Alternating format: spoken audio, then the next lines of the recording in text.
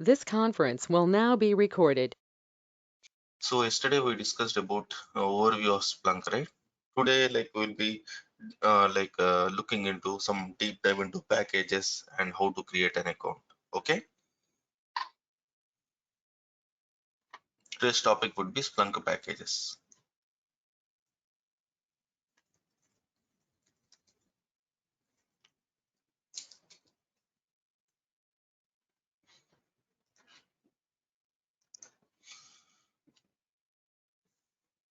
So let's assume like I want to send my logs. Okay, here I'm having my application.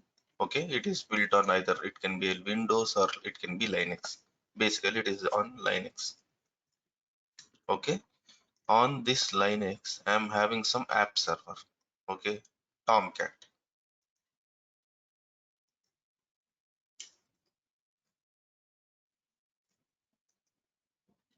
And I will be having my Splunk over here. This is my Splunk.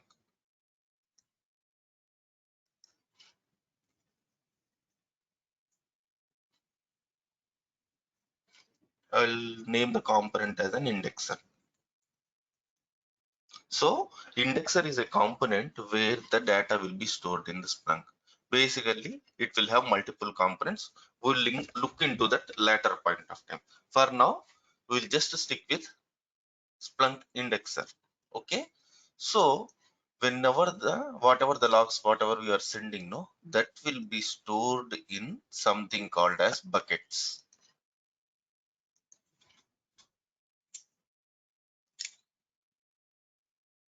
Okay. Here, whenever that I'm getting the data from some multiple systems, like thousands of systems, it would be stored somewhere. Okay, there won't be any database specific to Splunk. Everything will be a directory. Bucket is nothing but a directory in a Linux operating system or a Windows operating system. So the data that gets collected from the multiple sources will be stored in directories, and those directories called as buckets. Okay. To reference anything, like if I'm sending some likewise you will have some database and table name, right? So whatever the data related to that particular project or particular logs, right, those will be stored in index. I can give index is equal to e retail.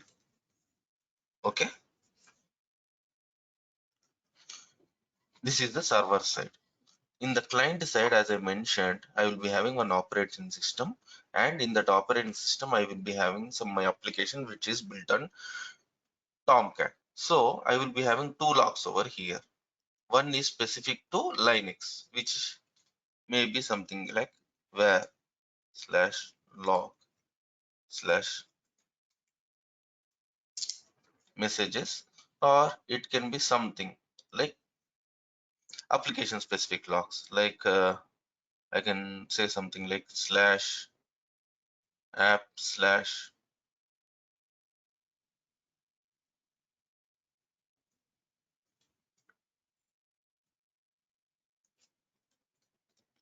e-retail.log. Okay, these are the two paths where the logs will be sent, will be generated in the operating system. Now this is source.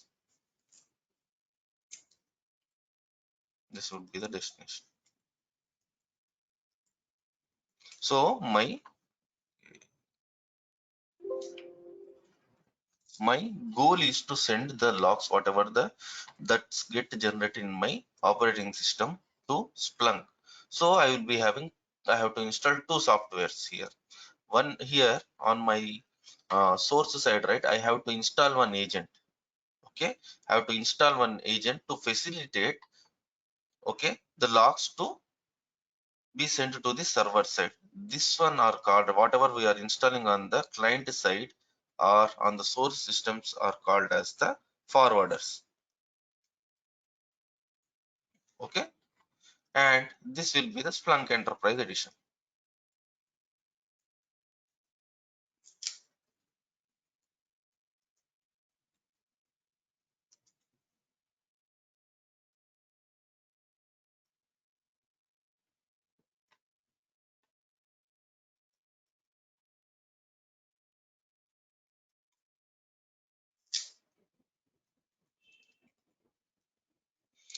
So on server side, we will be having some Splunk Enterprise Edition, which will be something roughly around like 500 MB or 400 MB. It depends upon the architecture and the operating system it supports.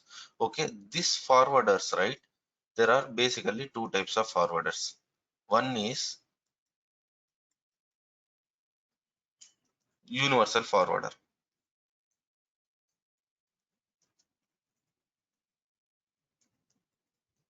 Okay, next is heavy forwarder. Okay, first we'll discuss only universal forwarder for now. So what we have to do, right? We have to install your universal forwarder in your source systems, and you have to do some configuration in the universal forwarder such that it will send the logs to your Splunk. Okay, now we will see way how to get those packages.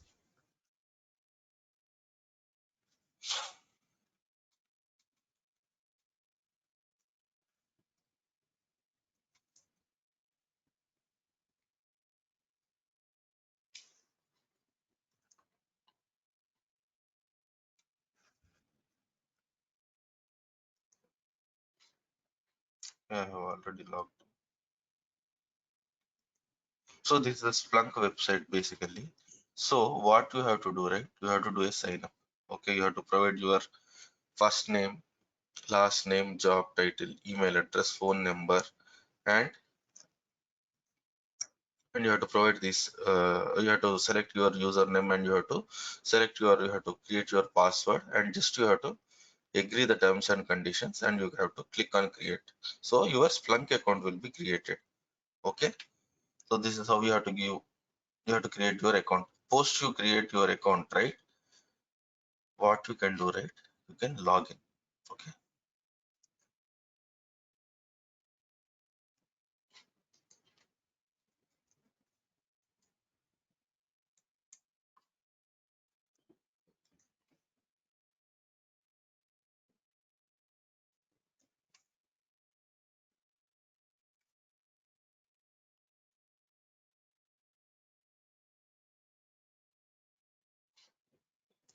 not an issue.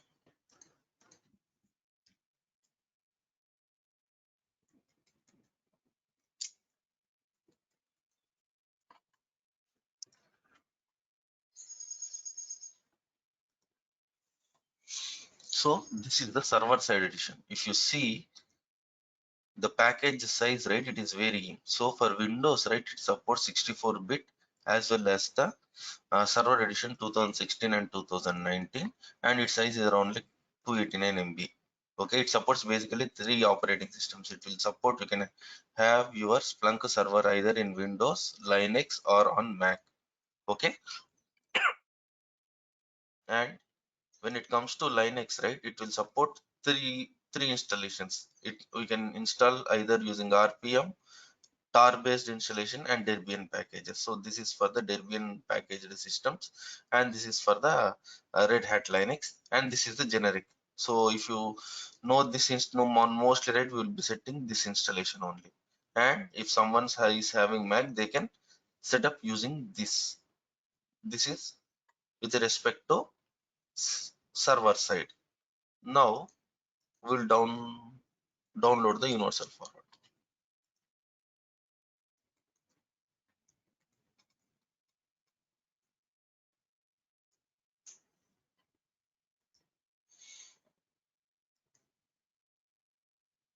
Okay, so universal forwarder is the one which you are going to install here. It is a lightweight program.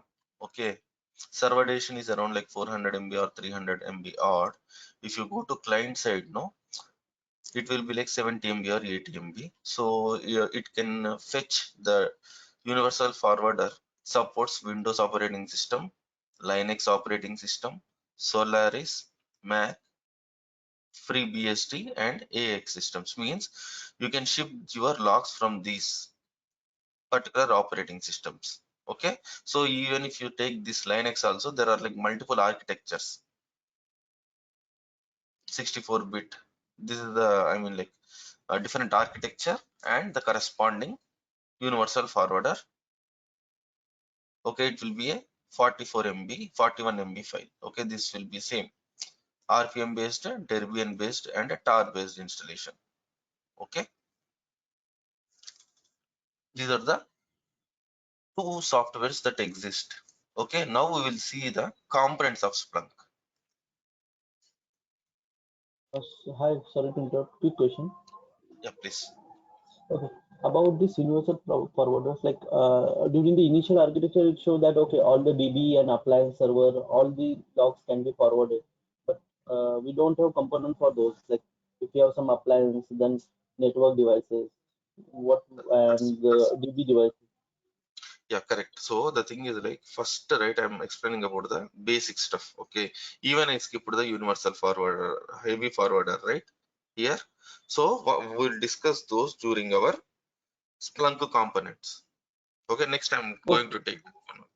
Okay, Yes. so this is just the basic. Like if you want to here, if you want to ship, my goal is to ship the logs from only Linux operating system or Windows operating system where one application is installed. Okay, we'll we'll come to that in few minutes. Yes. So I don't want to like confuse you initially only. First we'll go with small example and we'll do some top up. Okay, here I'm having some multiple operating systems.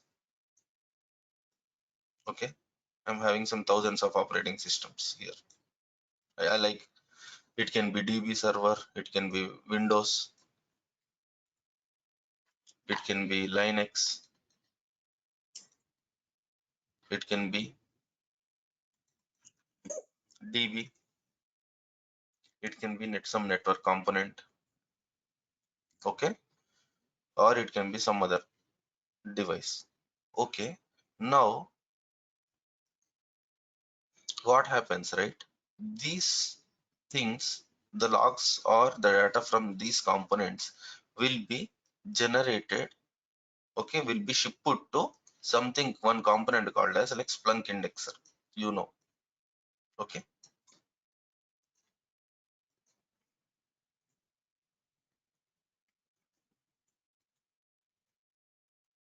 so basically the job of the Splunk indexer is to store the data.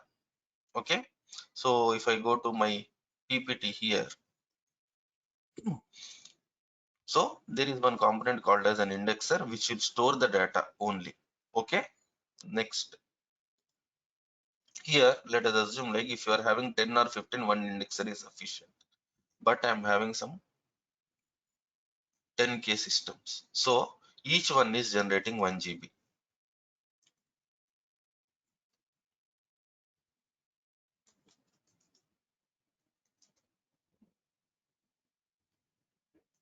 Or per stick, like 24 hours, it will be generating a lot more than that, but for our example, right, just we'll take like this 10k machines are generating 1 GB data, so it will be like 10k GB, right? One indexer can't support that data. So how you will have your architecture? No, you will be having multiple indexers over here. Okay, so this forms one cluster.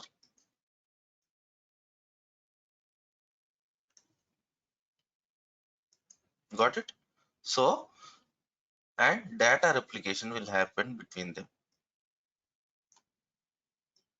So we have to design the infrastructure something like this. So let us assume like if something goes down also, others will have the data, something like that. Okay, for now, right, you just understand like you'll be having multiple indexers, okay, to cater the load, because I'm having some 10k machines. No, one machine can't cope up with that load.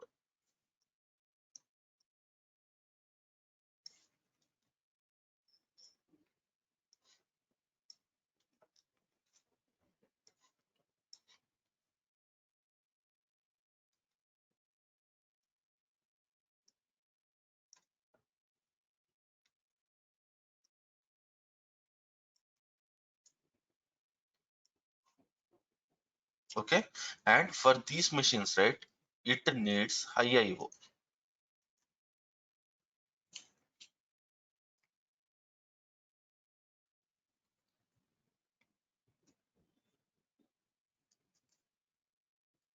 So for the if you want to choose these indexers, right, it needs something like high SSDs, not HSDs. It needs high IO, like in input output operations per second. You will measure no the disk. So it needs some machines called as like with the high IOPS. Okay, now the data is present here. Now the user will be somewhere here. Okay, these are the users. Okay, these are the users. Okay, so these people want to access the data that is present in the indexer. My indexer is already overloaded with getting the data, so I can't, it is already doing one job. I can't put overhead on the same system to fetch the data from multiple clients now. So what I will do, right, there will be one component called as search head. Okay,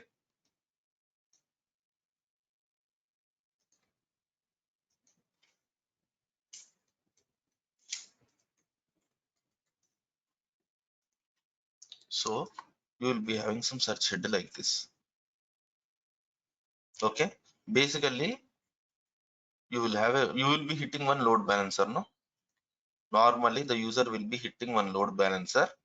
Okay, and the load balancer will send the request to the search head.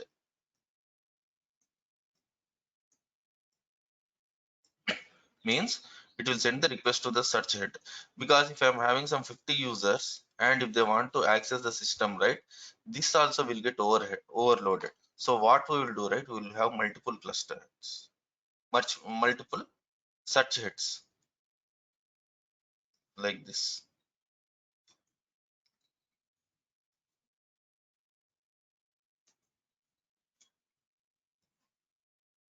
Okay, so here also the users will send the request to the load balancer will send the request to any of the search head, because let us assume like once for the user one, he logged in and he created some dashboard. Okay, and for the first time, right, it went to this server, search head one. Next time, right, when he searches again, right, it may go to this server, and the data should be replicated here also across multiple nodes.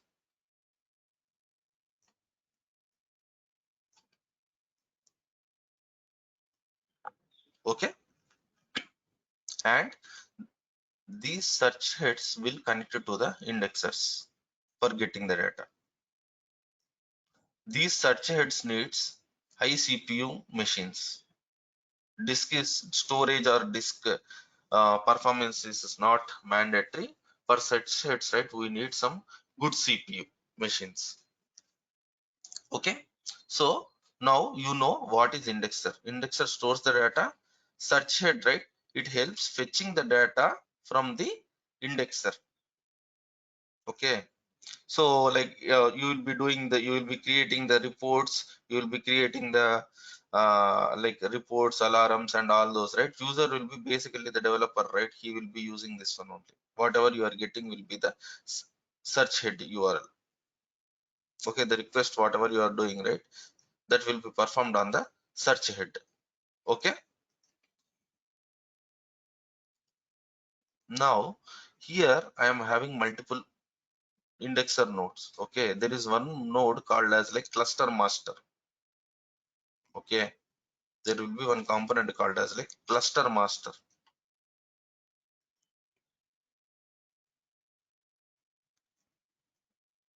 So this cluster master will manage this indexer cluster. So this is called as index cluster. So this guy will tell like, okay, I'm getting the data from here, right, to replicate to this node or this node, something like that. He will provide the instructions on managing the data, right? So cluster master will take care of that job. So he will send like, okay, you take one copy, you take one copy out. Like if I'm sending some 10K GB, it is not something like every node will be having the 10K. Okay, like accumulation per instance won't be 10K. It will be distributed like 3K, 3K, 3K, something like that. Okay, so that role will be done by the cluster master. Okay. Now there will be one component called as like a deployer here. Okay, we'll have some component called as deployer, deployment server. I will mention it as DS.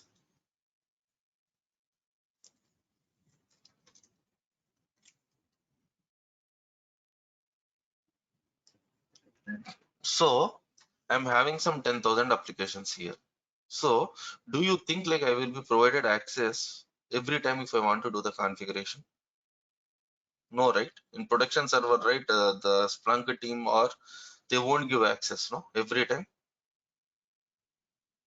Correct or not? They will give some access that is only valid for some. They will give some time bound access. It will work for some 2 hours or 1 hour. Once the time is finished, no, the access will get expired. So here I'm having some 10K machines. So every time if I want to do some configuration, right? Like let us assume in this case, for example, here first I am sending this logs. Okay. Now my manager asked me there is one more service that is being developed. Okay. So and its location is something like app slash error.log. So he asked me to add this log also to the Splunk, the second log. It is a custom request. Okay.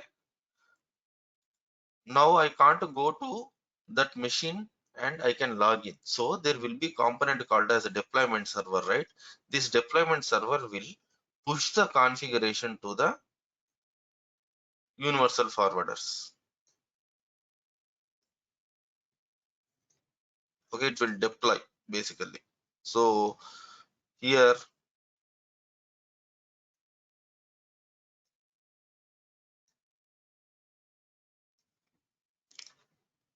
so in term, if I want to push some configurations, like if I want to change a log path or if you want to delete that log path, so these configurations won't be done by manually.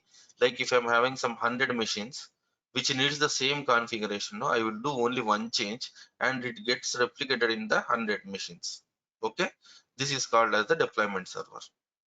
Okay, now every time, right, it won't be pretty straightforward. So now I have my universal forwarder and it is sending the data here. There is some business requirement for me basically. So my requirement is like I'm working for some Mastercard. Okay, so the Mastercard, in Mastercard, right, we are having some transactions being stored. So Mastercard is bothered about only the past transactions that passes through its gateway. Correct? They are not interested in the failure transactions. Yes or no? So they are more interested in the past transaction only because those are the transactions where the customer will be like if the amount is not credited or it is not debited, right? Then they have to see those past transactions. No, there is a use case like I want to filter the logs. If I want to filter the logs, right?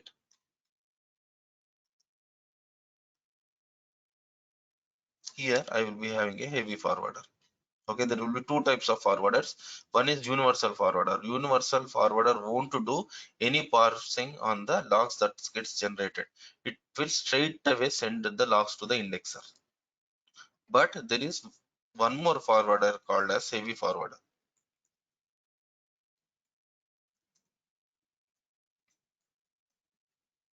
Okay, this heavy forwarder will do the parsing. So the logs will be sent to the heavy forwarder.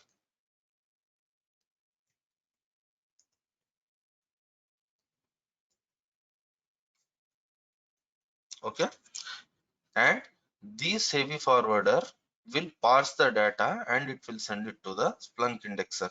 It will filter something like I'm having some error here, error and or discard error.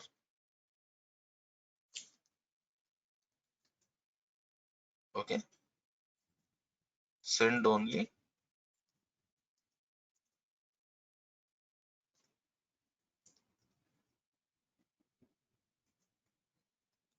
or info.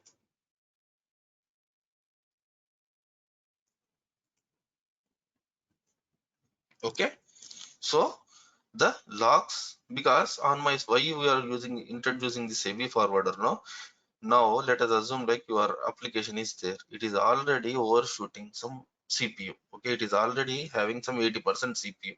Okay, now if and the logs are being written at heavy like with MBs or MBs per second or something. Okay, now if I do my parsing operation on my source system, then it will be overhead on my source system. Correct. So what we will do, right, we will send the logs to the heavy forwarder instead of this indexer, and you will do the parsing in the heavy forwarder and you will send the logs. Okay, this is the use of the heavy forwarder. So if it is there something like network component is there, okay, there is one thing like a router. Okay, so you can't deploy your, there is something like a router. Okay,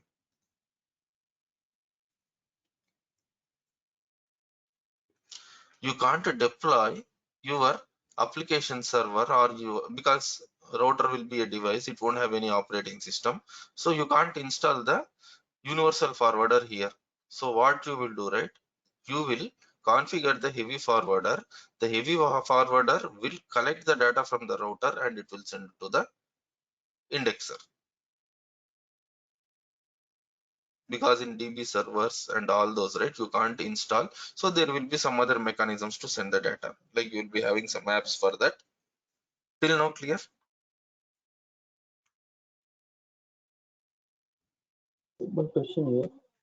Yeah, When you please. are saying, okay, when you are saying that, okay, heavy forwarder, the previous diagram, the heavy Heavy forwarder forward. is, yeah, the heavy forwarder will parse the data. But Yes, it when will the, parse. okay, but when the data is generated in the one server, like source server, and its Mm, log files are heavily generated, okay, in that case also, even though it's forwarding data to the heavy forwarder or it's forwarding data to indexer, there will be same load on the server, right? Or what is the mechanism? Like indexer will pull data or client will push data. Like, the thing is, if you want to manipulate, there is one word called like manipulate or filter, or if you want to parse. If you want to parse the data, what is getting generated, you will go with heavy forwarder. okay. And if you want just all the log messages or log Yeah, data as it is, then yeah. there is no need. So yeah, here I'm generating like uh, okay, there will be some, for example, right, you will be doing some, as I mentioned in the MasterCard, right, they want to store only the past transactions. Okay, let us assume like the in terms of volumes also it is 10 GB. Okay, per day they are getting from each server 100 MB. Okay, 100 MB failed. Okay, failed transactions out of some 5 GB or something, so they don't want to have this data at all. Okay, then you can filter it out. Or if you want to have only uh, error data to be sent to one specific indexer, that can be also done. Basically, right, if you want to manipulate the data what is coming from your source or your universal forwarder, right, there you will introduce this heavy forwarder and manipulate the data or parse the data. Because if you do it on the source system, it will be a overhead on the server itself. The application may go down or the throughput may decrease. That's why we'll take this data to separate machine and you will parse based on your need and you will send the data. Okay, Okay, so got it. here let us assume like it is getting in some timestamp. You are getting the data in one what to say, one time zone, and you want to change it over here. So you universal forwarder in heavy forwarder also you can change it and you can send it. So if you want to manipulate the data, right, basically you will do it in the heavy forwarder rather than on the source system. Clear? Yes, thank you. We'll see heavy forwarder configuration in future, right? Next Yeah, upcoming classes. yeah, Okay. yeah, yeah. And there will be one component called as like this one. This is the license master. So basically, right, license master will keep a tab on the license master is used for licensing. Okay, basically the license master will try to keep a tab on the data that is being generated, okay, from your source system, and it is getting in the stored in the indexer. So in like let us assume like if you buy 1 GB, 5 GB, 10 GB license per day, okay, it will track whether on the usage, like whether you are using 1 GB or 5 GB or 10 GB or 11 GB, right? So this license master will keep a tab on the usage of the or the data that is getting stored. Okay, till now fine, right?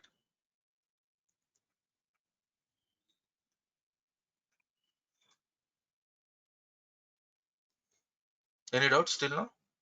I can move on with the lab now. So one question, like here deployment server manages the heavy forwarder. Like deployment server can manage the heavy forwarder configuration. Like if you want to pass Everything some. it can monitor. Yeah, everything. It will Okay. it will send everything. Okay, from it will manage basically the source, whatever is complete, like you are getting, right? So there, from wherever the data you are getting, no, everything will be managed by the heavy forward. Sorry, deployment server. Basically to deploy. Okay, I'm having some cluster, okay, of 10 or 20 machines, and in each location the configuration will be same. Okay, if you take the Gmail service backend, they will be having some servers, and they have introduced one new logging, a new log file. So for 100 machines or 1000 machines which are serving the gmail.com, the file would be same. So I have to do the same operation in multiple machines. So instead of doing that, right, logging into and doing into those machines, no, I will do only one change in my deployment server, and I will push it in the 100 or 1000 machines. Okay, so we'll go through some, we'll install one. So you can either use like Google Cloud or AWS. Okay, so if someone wants to have a session on how to create an instance, no, tomorrow we will see on the AWS. Okay, for now, right, I'm sticking with the Google Cloud.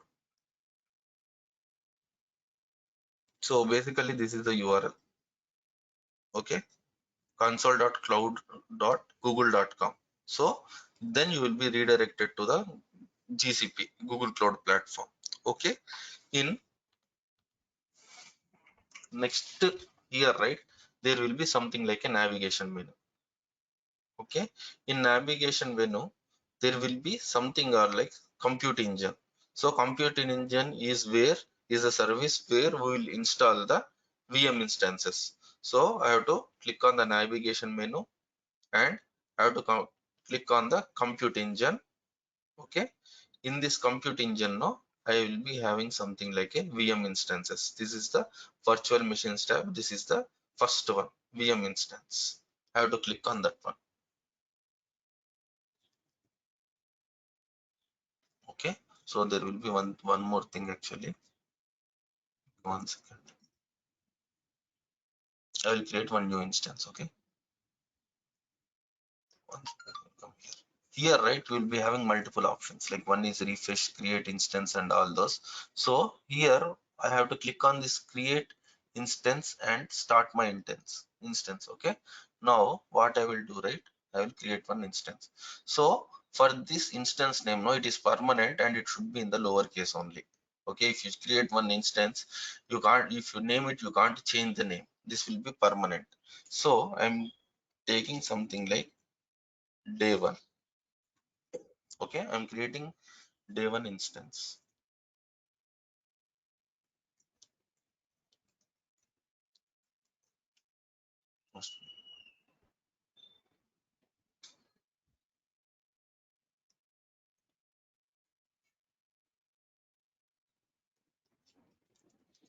Okay, this is my day one instance.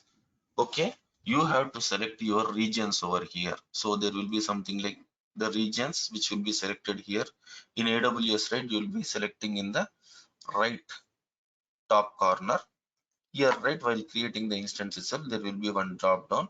Basically you can create your instance over here. So I'm not changing any instances. Okay, and here, right, I can select my, this is the machine configuration which this is the region basically where I want to create my instance, and this is the place where I will create my instance. Okay, let it be with E2 series, but here, right, I have some provision to select some 2 vCPU and 4 GB RAM machine. Okay, it will be little quicker, that's why.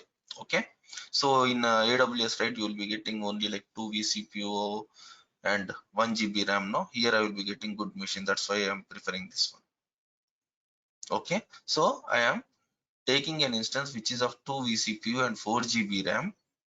Okay, and if I come down, right, I will be having something called like boot disk. Boot disk means the image with or the operating system which I need to boot with. Okay, currently, right, by default it is set to Debian. For now, right, what I will do, right, I will change it to CentOS. Okay, what I have to do, right, I have to click on the public image and I have to click on the CentOS. Once I click CentOS now, here I will be getting 20 GB. This is also one more advantage with Google Cloud. If you create any line instance in AWS, right, by default you will be getting only 8 GB of storage. But in GCP, right, you will be getting some 20 GB now. Okay, I have selected this 20 GB. And here, right, I am allowing both the traffic, means like when this is the firewall basically, I am allowing both HTTP and HTTPS traffic into the instance which I am going to create now. Okay, and click on create. So the instance creation will take some time, maybe a minute will get. So once instance is created, right, you will be getting some public IP. So this IP you have to use for logging to the system. So in AWS, right, you have to download the key store and all those. But in Google, right, it will be pretty straightforward. Just you click on this icon. Okay, if you click on this icon, right, you will be logging into the machine via the browser. So you no need to have this SSH. Okay, no need to create that key pair and all those. Directly you will be able to log into the system.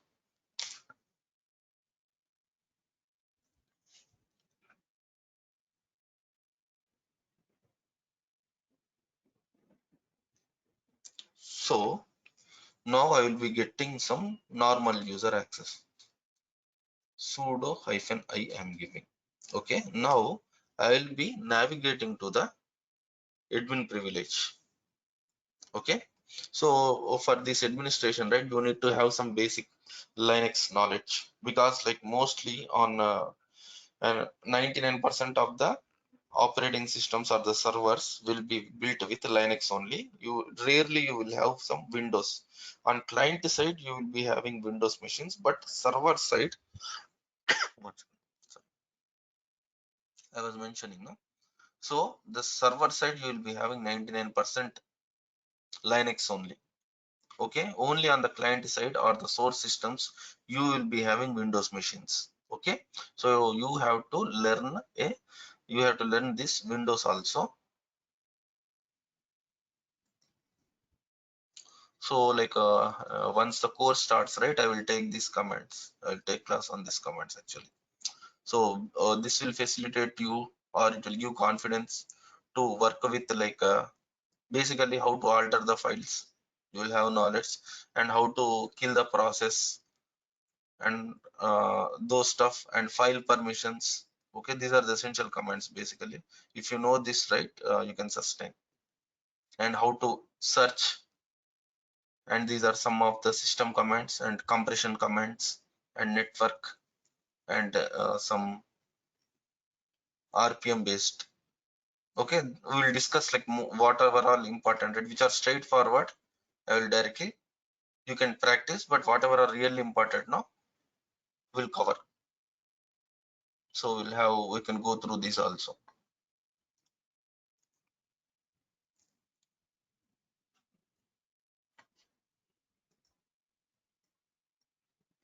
Okay, today, right, we have, the architecture. This is called as a Splunk architecture basically. This is Splunk architecture. So admin's job is to build this setup. He will be configuring these indexers and make sure the data is correctly replicated, and he will be configuring the search heads, and he will be linking it, and he will be configuring the deployment server. Okay, and he will be using this deployment server, he will be configuring the nodes. Okay, he will be configuring the configurations in the source systems. Okay, he will be installing your heavy forwarders and universal forwarders. Okay, so do you want me to install the Splunk today itself, or like I will take the questions? So tomorrow we will install some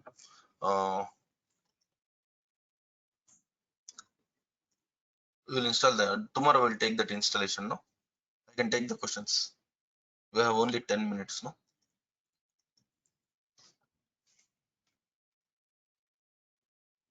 any doubts? So basically one more point, right? Here, right, we are having multiple components. This is one more important: search head, deployment server, and indexer.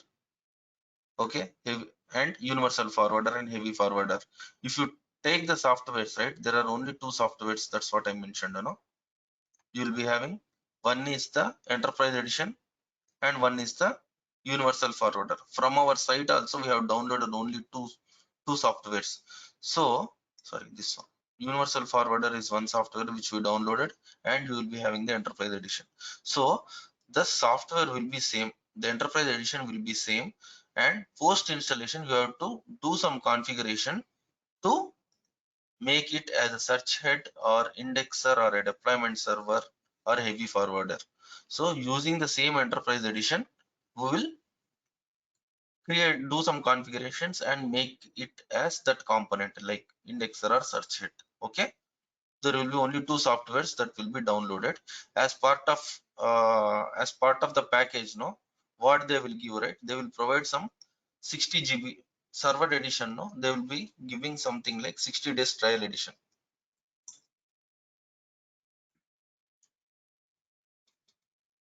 Okay, and you can send around like 500 MB logs per day. Okay, so if you want to, for practice, if you want to have more, no, there will be something like Splunk developer license.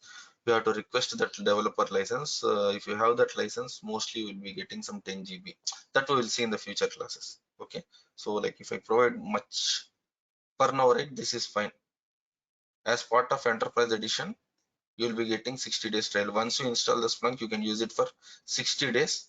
Okay, after 60 days, right, you just stop the Splunk, delete the Splunk directory completely, and use the package which you have already and install it again.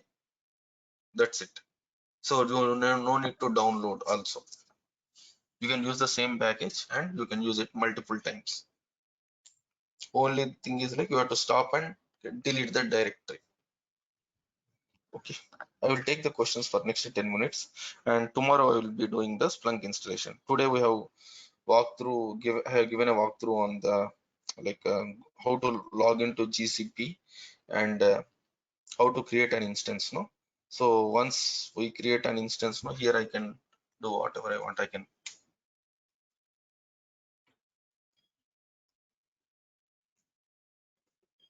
can update the packages and all those.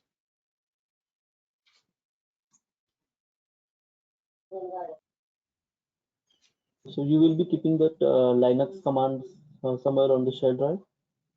Yeah. Post the class is over, right? I will be creating one. I will be sharing the documents. Okay.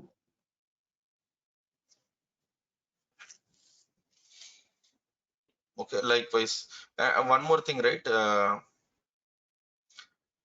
You can do the lab in Google Cloud, or you can do the lab if you have some AWS, or you can do the lab locally also. Or if you have some VMware installed or something, I will tell that one after at the end, right? I will tell. I will take the questions from you for next 5 minutes, and I have something to tell on which one we will be doing. Okay, on which environment we will be doing the lab. I will take the We questions. can Feel free to ask. we can install on Windows also, right? On our laptop, we have Windows. Yeah, the only thing is like if you're having some VMware or something, right, you can spin multiple instances because it is not a for lab purposes, right? For development, right, you can install this Splunk indexer. This component is enough if you are doing a development lab. Okay, if you are doing administration lab, right, you need multiple components. Indexers, you need two, at least three nodes you need for creating some index cluster. Search head also we need some three nodes. Okay, so at any point of time you will be having like I will show the components. Okay, Okay, got it. So on the cloud, like we can spin the free instances, but it will be having some shorter time, right? Then there will be. the only thing is like once the instance, like once you are done, right, what you have to do, right, you have to stop the instance. Okay, if the instances are more, actually for Google Cloud, right, they will be giving some 27K or something as free. You can use it. Okay, irrespective whether it is running or not, they don't bother. Or you can what you can do, right, you can select a high configuration machine also here, right. They will be a uh, they will be giving some credit amount and you have to use it. It is not something like 650 hours or 670 hours. Okay, like in AWS they will be giving you 720 hours to use T2 micro, correct. But in Google Cloud, no, they will give you some credit of around like 21,000 or 24,000 rupees, and you can use any of the instance, any of the cloud resource till that amounts get exhausted, then only you will be billed. And this is per second billing. The AWS is per hour billing. Yeah, you can shut down or you can delete, it's up to you. Once the lab is finished, we can delete the instance, or we can keep it also, not an issue. That depends upon the like amount that gets generated, no, the billing amount. Next question.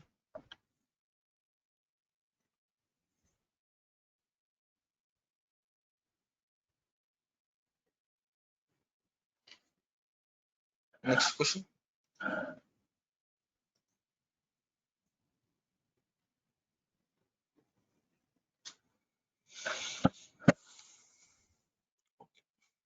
I'll